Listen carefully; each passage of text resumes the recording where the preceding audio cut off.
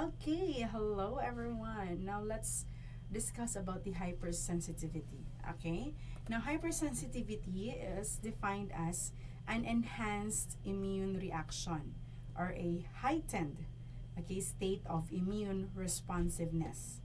Right? It is an exaggerated response. Okay, kapag exaggerated, it's your hypersensitivity.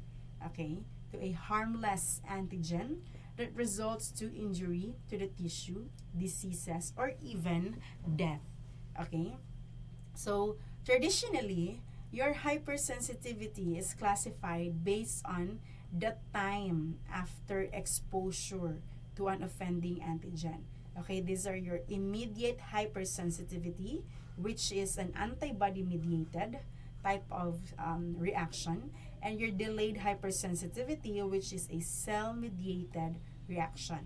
Okay, so in the history, British immunologists Philip George Gel and Robert Royston Amos Coombs classified the types of hypersensitivity reaction into four types, which are your hypersensitivity type 1, 2, 3, and 4. Okay? Now, when we say hypersensitivity type 1, it is an immediate reaction.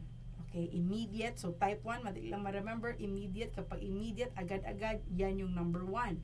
Okay? And anaphylactic siya na type of reaction. So, di ba di ba yung A, okay, in the alphabet, siya yung nauna. Alright? So, siya yung type 1. Okay? So, para ma-remember. Now, the type 2 is a cytotoxic. Okay? Cytotoxic. So, type 2, cytotoxic siya na type of reaction. And this type of reaction is an antibody-mediated reaction. Okay? Now, we have the type 3 hypersensitivity reaction, which is an immune complex. Okay? Immune complex is your type 3, which is a complex-mediated type of reaction. Okay, now your type 4 is the delayed T cell or the T cell dependent. Okay, so since siya ang last, and then or type 4, di ba 4, pang-apat sa alphabet si letter D. Okay, it's the delayed, alright, or the T cell dependent, cell mediated. Para-paraan, para ma-remember ang ating pinag-aralan. Okay, alright, so those are your different types of hypersensitivity immune responses. Now let's dig in to the type 1, which is also known as the immediate hypersensitivity. So this occurs within just few minutes to a few hours. Okay, so immediate, right there and then. Okay, so the mechanism of your type 1, no, there's a cell-bound antibody that reacts with the antigen to release its physiological active substances. Okay, so the atopic antigens, okay, or the allergens, no, these are the antigens that triggers, okay, the formation of your IgE. And remember, IgE is for the allergic reaction. Okay, all right. Now, the effector cells for your type 1 are your basophils and your mast cells. Okay, so this cells contains the numerous cytotoxic granules and high affinity receptors for your IgE. So they have these Fc receptors, okay, of the IgE.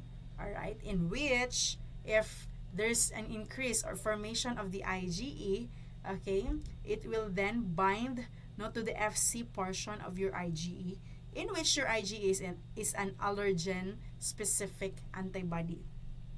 Okay. Now, the key reactants for your type 1 again is your IgE. Alright? And these are primarily regulated by your T helper 2 cells or the Th2 cells. In which your Th2 cells respond, okay, instead, no, and produce your interleukin 3, interleukin 4, interleukin 5, interleukin 9, and interleukin 13. Okay, interleukin 13. Okay, so again, in people with allergens, no, the Th2 cells respond and produce the interleukins 3, 4, 5, 9, and 13. Okay, so what happens in type 1 on the first exposure to an allergen? The Th2 cells will secrete the cytokines. For example, the interleukins 3, 4, diba? 3, 4, 9, 13, alright, and 5, to stimulate the IgE production, okay, against the allergen, okay? Alright, now the IgE then attaches to the high affinity Fc receptors of your basophils or of your mast cells. But there's no degranulation happen. Okay, no degranulation yet.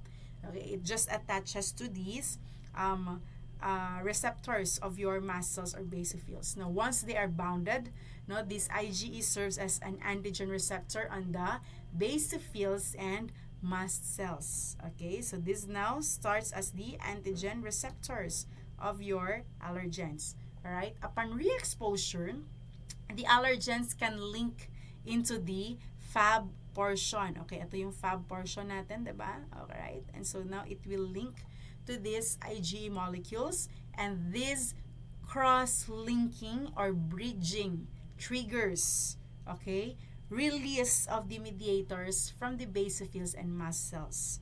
Okay, so they will now release this histamine, no, the leukotrienes, and other mediators.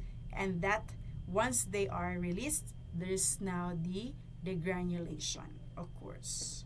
Okay. Alright. Now, remember your type 1, no? Type 1 sa lahat ng mga may letter A. Okay? Para ma-remember natin, atopy, atophic allergens. Okay? Allergic reactions or asthma. Okay? Yan po ay si type 1. Okay? And anaphylaxis, no, which is the most severe type of the allergic response. Although type 1 can be systemic, no, anaphylactic shock, anaphylaxis inducers are your venom bees. Okay? Venom ng mga bees pala, ng hornets, no, drugs such as the penicillin, peanuts, or dairy products. Okay?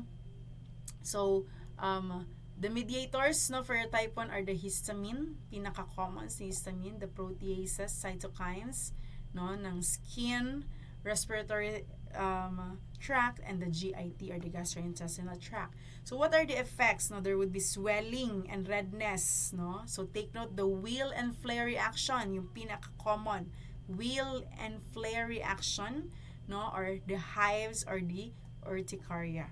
Okay? There's also a bronchoconstriction and bronchospasm. There's vasodilation. There's increased permeability, no, wherein there's formation of edema or there's swelling, and progressive fall of the blood pressure, or there's a hypotension. There's also a shock, no, of the systemic na anaphylaxis or allergic response. Okay? There's also a gastrointestinal symptoms. Okay? Alright. Now, how to test, alright, your type 1 hypersensitivity? If in vivo, okay, skin prick test, okay, vivo means sa loob, inside, okay, skin prick test, or the intradermal test, okay. The intradermal test is usually performed compared with your skin prick test, okay.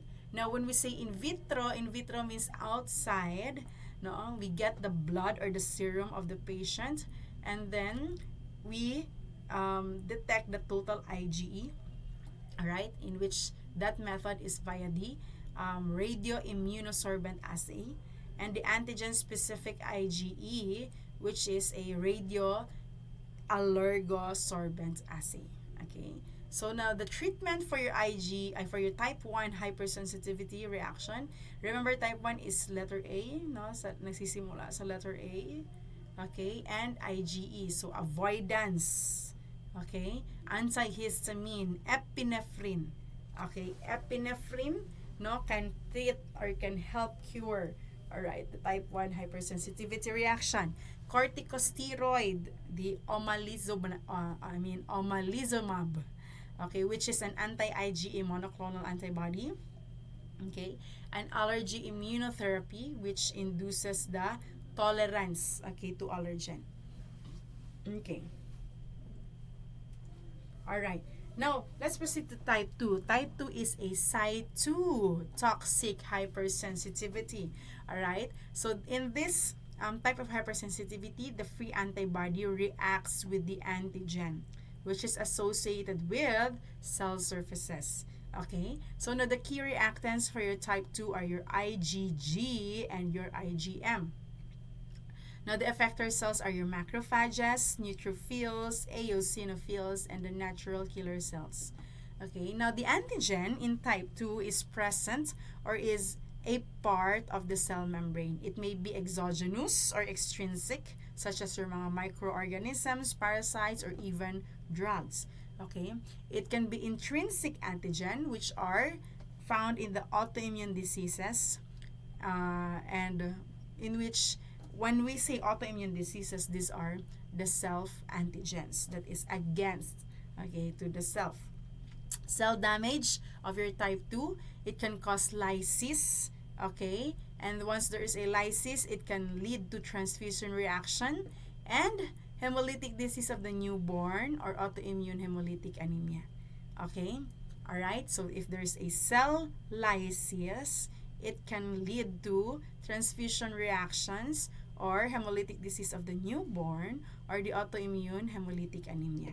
Okay? And so, phagocytosis and the antibody-dependent cellular cytotoxicity. Okay? So, inhibitory, no, for your type 2 is the myasthenia gravis and stimulating is the Graves' disease. Now, how to detect? No, the laboratory to detect the type 2, okay, through this laboratory test. Okay, so the direct agglutination test and the indirect agglutination test. Okay, now the type 3 is the immune complex hypersensitivity, wherein the antibody reacts with a soluble antigen to form complexes that precipitates in the tissue. Okay, now the antigen antibody complexes deposit in the blood vessels, forming an immune complex. Okay, so the key reactants, the same with your type 2, is the IgG and the IgM. Okay, now the complement in type 3 is activated.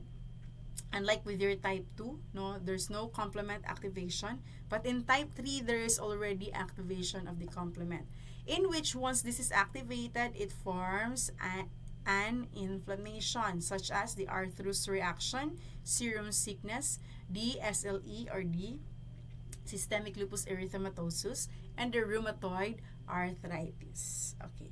So how to detect your type 3? No, so through the anti-nuclear antibodies, the ANAs, fluorescent staining, no, and the complement levels. Okay. Now, cell-mediated hypersensitivity is your type 4. Okay, so there is a delayed hypersensitivity. So it occurs 24 to 48 hours after the contact with the antigen. So once the T cells are being sensitized, they are now responsible, no, in the reaction instead of the antibodies. Okay, so bida na po dito si T cell, mati mga T lymphocytes. So now the key reactants is your CD4 T cells.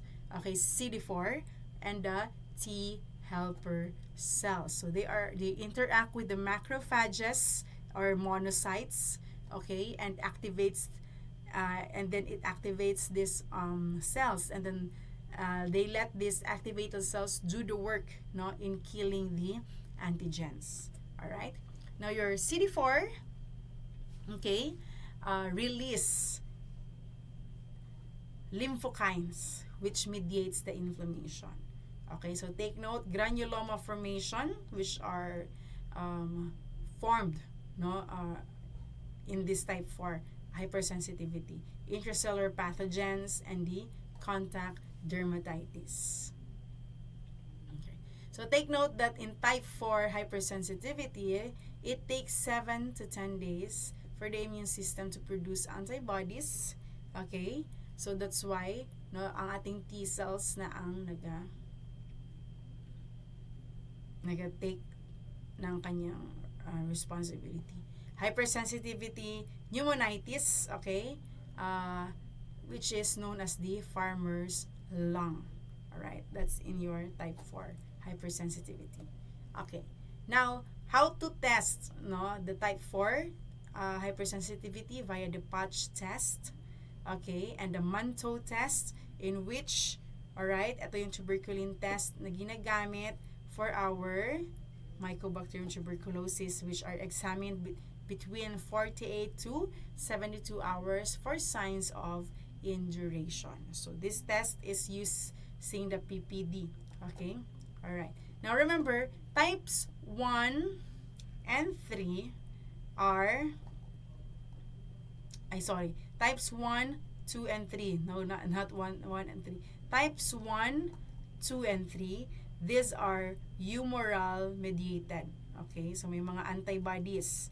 Alright? Humoral mediated. So remember, si type 1 is, ano yung antibody na involved? It's your IgE. Okay? Types 2 and 3, ano yung antibody involved? It's your IgM and IgG. Okay? Now, the type 4 is the only, okay, cellular mediated. Okay? So, ano nga yung cell na involved with our type 2? It's your T helper cell. Okay, very good. And that ends our hypersensitivity.